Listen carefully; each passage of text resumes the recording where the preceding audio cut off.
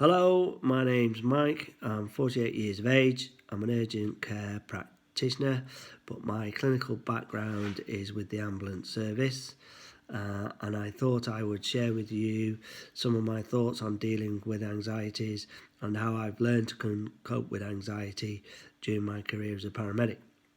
I thought this would be relevant to some of you during these difficult times that we are finding ourselves in at the moment.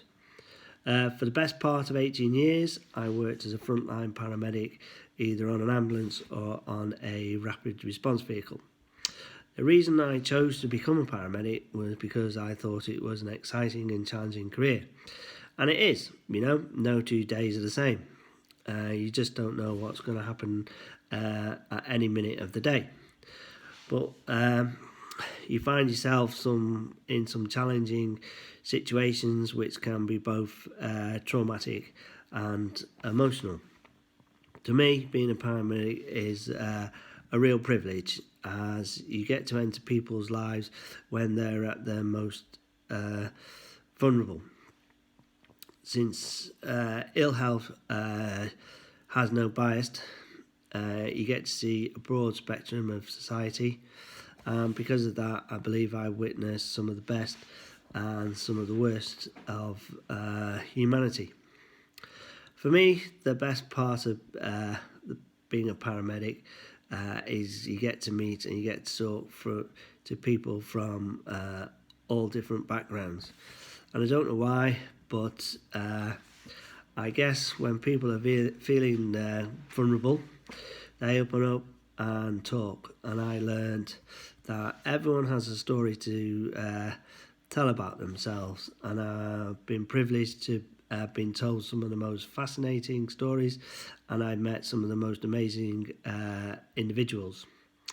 The worst side of being a paramedic, well, you can probably imagine.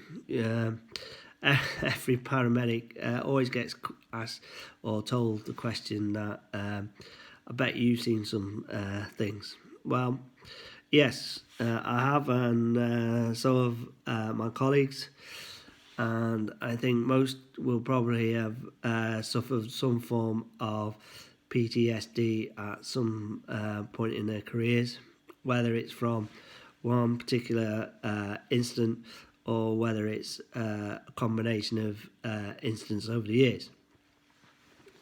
But how do you cope with it? Well, I can only speak for myself, and everyone really must find their own answer to that one. But personally, I try to avoid dwelling on the past. I think the best piece of advice I've ever been given was to don't look back, just look forward. I believe this is important because what's done is done. You can't alter what's gone on. Of course, I think you should reflect and learn from the past, because next time you can be stronger, you can be better, and there really is no substitute for experience.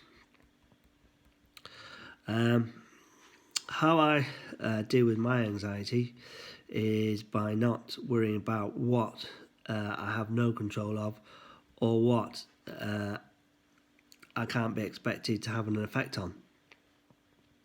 When I do have worries, it's tended to lead to irrational thoughts, which then develop into anxieties. And if you don't manage that anxiety, it can easily take over your life. So to me, I think it's important to try and live in the moment. Enjoy the now, appreciate what you have, and appreciate what you're doing and what you can control. I found that mindfulness has helped me stay focused, and it's given me an escape, even if it's just for a few minutes. I found that it can help clear your thoughts and helps rationalise your anxieties that I've had. For the mindfulness, I used I found the Headspace app really useful. Another key to keeping my sanity is I try and accept the premise that life's not fair. I try not to expect to be given what I feel I'm entitled to, or try and beat myself up whenever misfortune has come my way. I think this is particularly relevant at this moment in time with the coronavirus, because the majority of us have no control about what's happening. I think we just need to accept the facts, and that this lockdown is there to help protect the most vulnerable in our society, and it's not going to last forever. Something I try and always uphold when I've found myself in a stressful situation is the old line from Kipling's famous poem If, and that is, if you can keep your head when all about are losing theirs and blaming it on you. Ultimately, I left the ambulance service last year because my family life was more important to me, and I think I'd achieved everything I'd set out to do when I first joined the ambulance service. Also, without getting into the politics of all, but because of the constant demands of the role, I began to feel a bit like the Greek king Sisyphus, who was condemned by the gods for the rest of eternity to constantly push a rock up a mountain only for it to roll back down before having to push it back up again. So you can either accept the role of Sisyphus and carry on pushing that rock, which is fine, until the moment that you recognise what you're doing is a futile act.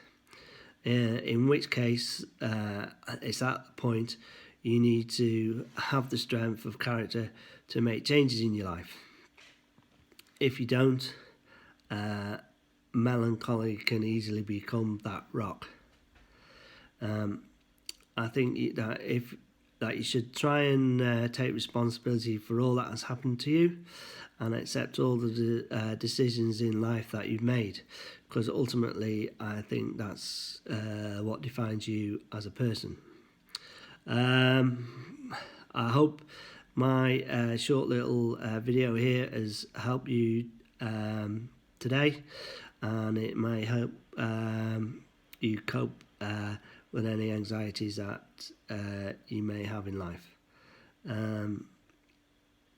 Thank you, and stay safe. Thanks. Bye.